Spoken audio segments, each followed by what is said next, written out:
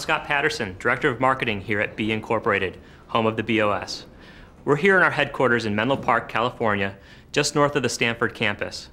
We're glad you could spend some time with us today. We'll spend most of today taking a look at the B operating system itself and the technologies within it that make it so great at handling the real-time manipulation of high-bandwidth digital media on low-cost personal computers. Before we jump into the OS itself, there's a couple of people we'd like you to meet, so why don't you follow me? Hello, good afternoon and welcome. Let me try and explain what we are trying to accomplish with the BeOS. First, we set out to start from a blank slate.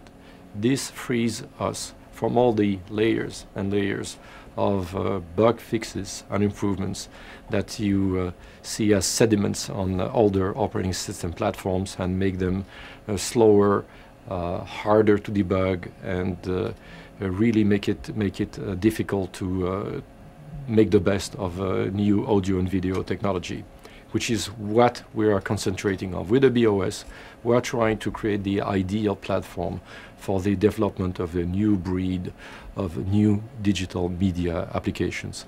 You've seen the success of Linux, so if you want a soundbite to summarize what we are trying to accomplish, we are trying to become the Linux of audio and video applications. So now, I hope you'll enjoy the demo, and the next person to explain what we are doing will be Frank Bozeman, our Vice President of Developer Relations. You're about to see a demonstration of the BeOS, the operating system we've built from the ground up to be the best in the world for people working with today's rich media, audio, video, and images. If you're considering developing software for the BeOS, then what I hope you see is the opportunity to build groundbreaking applications for a platform where the playing field is truly level. I also hope you see a focused market of customers seeking software that goes well beyond the functionality possible with today's operating systems. If the demonstration you're about to see piques your interest, then please do check out our website to learn more about the variety of programs we have in place to help you develop your products and bring them to market.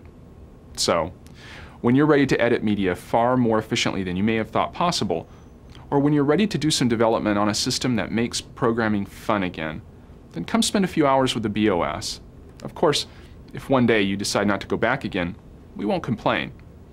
Thanks for your time, and enjoy the demonstration.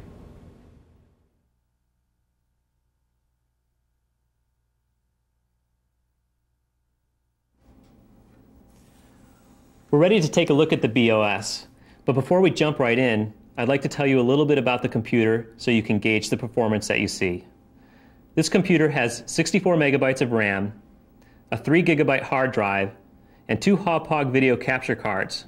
These are about $70 cards that you can purchase at your local computer store, and we're using them to capture uncompressed video to play with inside of the operating system. Everything you see on the screen will be done in software. There's no additional accelerated hardware.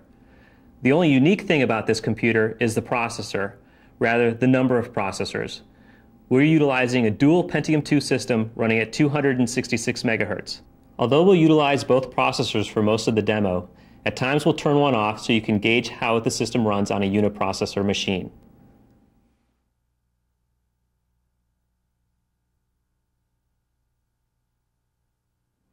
Okay, let's get started. We haven't made any radical user interface changes in the BeOS. The idea was to make the learning curve of the BeOS as gentle as possible. So there's a familiar concept of disks, folders, which you double-click on, and files and folders inside of those. Everything inside of the BeOS is live, so as I manipulate this window, you have live updating, even as I open and close the size of the window. There's context-sensitive menus, so if I wanted to move this item somewhere else on the disk, I simply navigate down the hierarchical file system and place it where I want it.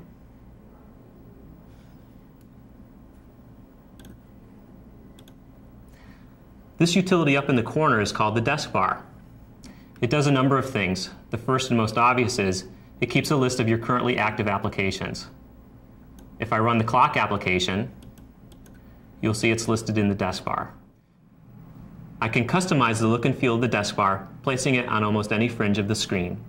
I can compress it, place it along the top of the screen, in any corner along the bottom, and I'll leave it up here in this corner, which is where I'm used to using it. One thing we strive for in the BeOS is a very responsive user interface. The way I'll demonstrate this is by bringing up a number of items on the screen at the same time. First, I'll launch a sound. This is a 16-bit stereo audio file being played at 44.1 kilohertz off the hard drive. Even though we're playing this audio file, I can move windows around the screen, access menus, launch applications. I'll launch our CPU monitor, as well as our Mandelbrot. I can iterate in real time down on the Mandelbrot, and even bring up a movie. The first thing you'll notice as I move this movie around the screen is that nothing stops processing. The movie continues to play all of its frames. The audio continues to play without any glitches. You can have up to 9 virtual workspaces inside the BeOS. I'll bring up the Workspaces preference panel. And the best way for me to really demonstrate this is also to bring up the Screen Preferences panel.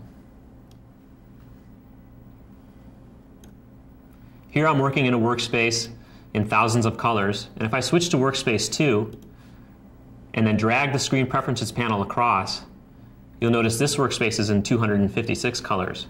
And if I go to the third workspace and drag across again, we're working in millions of colors. This is a great way to organize how you work with your applications, perhaps productivity in one window, video editing in another. It's also a great way to preview graphics in different color depths. I'll bring up a graphic,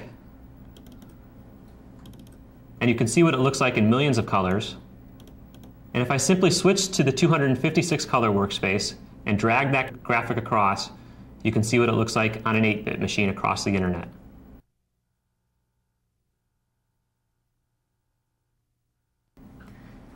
The BeOS is a fully symmetric multiprocessing operating system.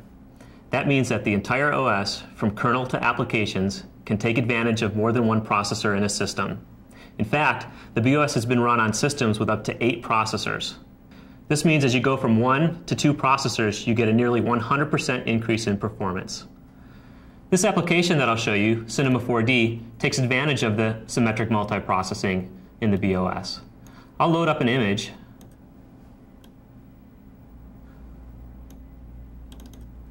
And I'll also load up our CPU monitor so you can see the level of activity on each of the CPUs. The more green you see on each bar, the more that particular processor is being utilized. I'll go ahead and select render. The threads in this application are set to have a priority such that they soak up whatever excess CPU is available, and that's why you see both processors go to work on the problem. Let me turn off a processor for a minute and go ahead and re-render this image. What you'll notice as I turn the processor on and off is the rendering speeds up and slows down. The BeOS dynamically handles allocating threads to whatever the next available processor is. Today your thread might run on processor 1, and tomorrow it'll run on processor 4.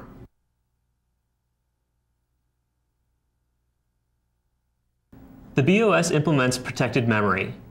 Applications and even the operating system processes themselves all run in their own protected memory address space. This means no single misbehaving application can take down the operating system or any other application.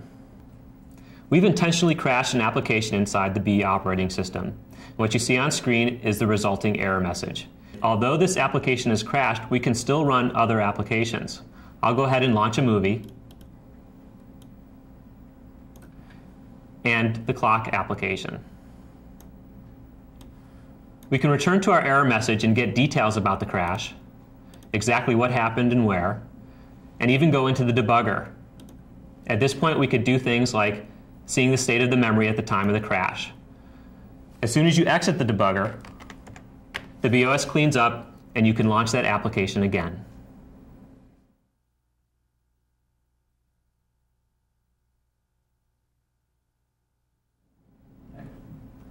All of the networking in the BeOS is based on the internet standard TCP/IP protocol. I'll bring up the network preferences panel for a moment. We'll take a little look. We have support for multiple IP addresses, multiple Ethernet cards. There's dial-in support through PPP. Our modem support is quite extensive. We also have a built-in FTP server for file transfers and a built-in telnet server. You can actually log in remotely to the BeOS and launch applications from the command line. You can make any changes to the networking on the fly without having to restart the operating system itself. We have a built-in web server and web browser. Our web browser is mostly here because all of the documentation in the BeOS is written in HTML, and we thought it'd be nice if you could read it right from startup.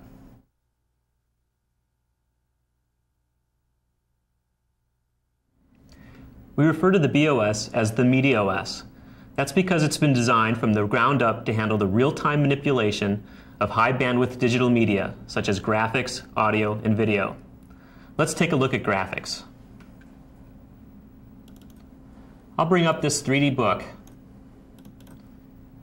And what you can see is I can manipulate the pages in real time with good performance, turning them back and forth, whipping and warping them corresponding to how hard or how soft I pull the mouse. A gray book is pretty boring, so let's dress it up a little bit. I'll put this image here and this image down here. Now when I grab the pages, you'll notice that the image stays nicely mapped to the available surface of the page, no matter how hard or how soft I pull the mouse. We're not limited to static images. I can grab a couple of movies here, place one here and one here, and again grab the page and turn it back and forth.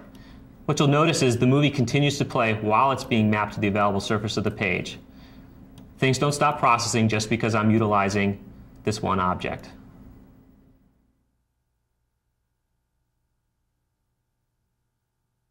Real-time audio control is another area where the BeOS excels.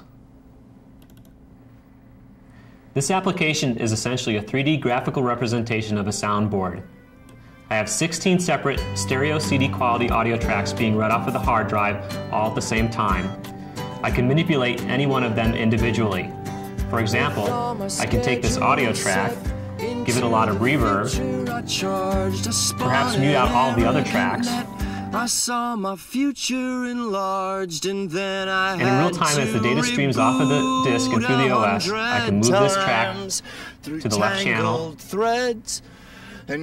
over to the right channel, fade it into the background, fade it into the foreground. I can bring all the instruments back into play and fade the entire song into the background, and then bring it back to the foreground.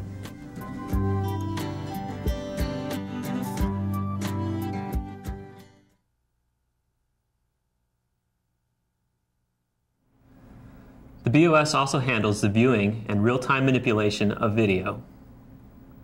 You can simply watch TV on your PC. We preserve nice motion on the screen even as you move this video window around. You can resize the window, and in this case, we don't lose a single frame. I can even have windows fall in front of a video window, and we do intelligent clipping.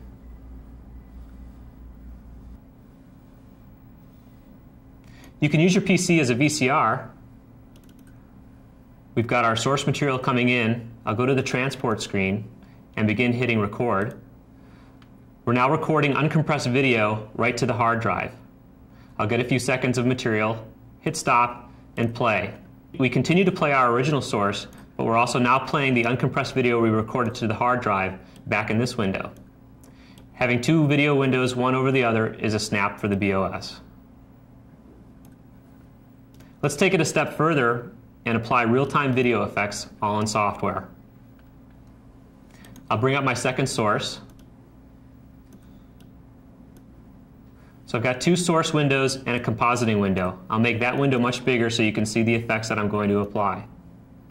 So here in real time, all in software, I can come in and do something like a vertical wipe, a horizontal slide from one source to the other, something a little more complex like a sparkle effect from one source to the other, or checkers. We can add a nice dissolve where we actually have transparency on both sources in the same window at the same time. and even do a page flip. And the thing to notice here is, as I do that page flip, when the very end of the page starts to curl, we actually reverse the image and play it on the back side of the page flip.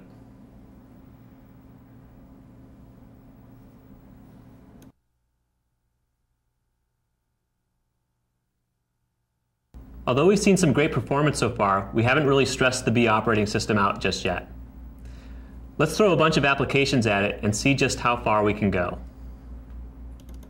I'll start by launching these 5 applications. Let's place our CPU monitor right here up at the top of the screen so you can always see the level of activity on the CPUs. Fonts inside of the BeOS are all scalable in real time, up and down. In fact, I can do this as I cycle through the installed fonts. I can apply any level of shearing back and forth, and even rotate in 360 degrees. Let's make that a little smaller and move it out of the way.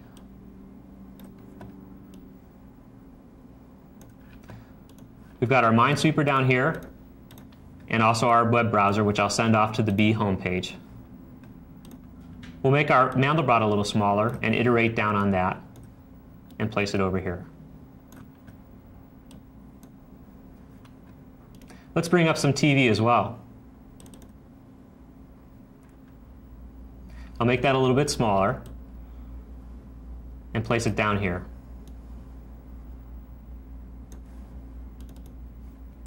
We'll bring up a couple movies as well. I'll place this one here in the corner and this one just above it. Let's also bring up a game. And as that comes up, you'll notice on our CPU monitor that we're at just about 100% utilization.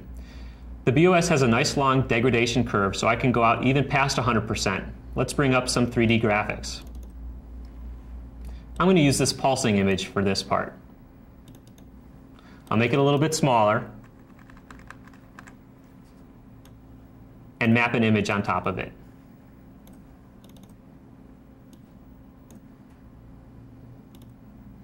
So even though we're out past 100%, I'll turn off one of the processors, effectively halving the performance of this machine. And what you'll notice is applications don't come to a screeching halt. Our video source continues to play at full 30 frames a second. Our movies are continuing to play smoothly. You'll notice that the pulse animation is starting to get a little bit staggered, but that's because we do intelligent prioritization of threads. As soon as I turn this processor back on, you'll notice that the pulse animation speeds up again. I'll turn the processor back off and back on again. The most important thing to note here is that even though we're halving the performance of the machine, we still have a stable operating system. Well, that's the end of our demo and our day here at B. If you take away anything, we hope it's this. The BeOS is designed from the ground up to handle the real-time manipulation of high-bandwidth digital media on low-cost personal computers. If you'd ever like to stop by for a personal visit, we give live public demonstrations of the BeOS every Friday afternoon. Just sign up through our website. Thanks a lot.